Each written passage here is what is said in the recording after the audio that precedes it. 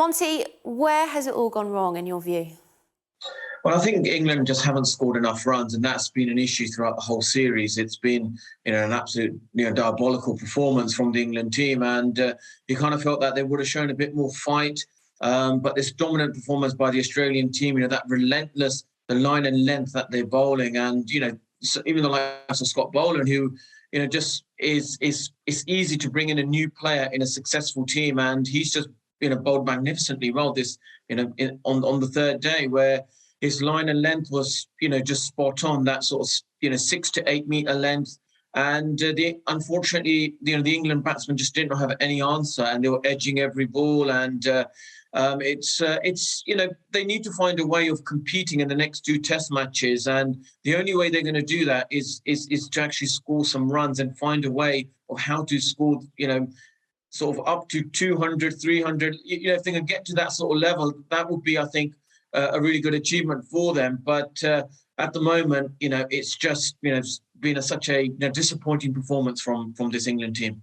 Some of the big questions being asked is whether there's too much focus on other formats, and also whether these COVID restrictions have been too gruelling. I think I heard this morning 14 days of quarantine for 12 days of Test cricket. Yeah, well, there's some strict measures that, the Australian, sort of government, put in place. I think it comes down to more the pitches in county cricket. We've seen the 100 being a huge success, and it's been lucrative for the ECB. And every county team gets allocated 1.3 million, pounds. And part of that, they should invest in, I think, flatter pitches. So the county game, the games are going into the fourth day.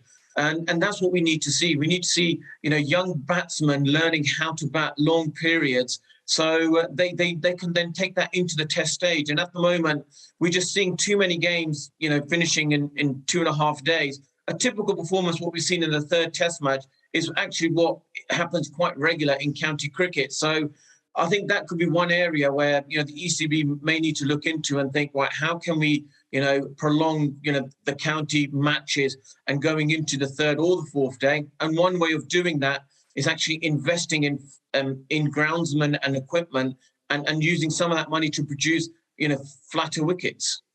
Questions already being asked this morning about Joe Root's captaincy. He's still England's top scorer, but can you see him continuing as England captain? Well, it depends.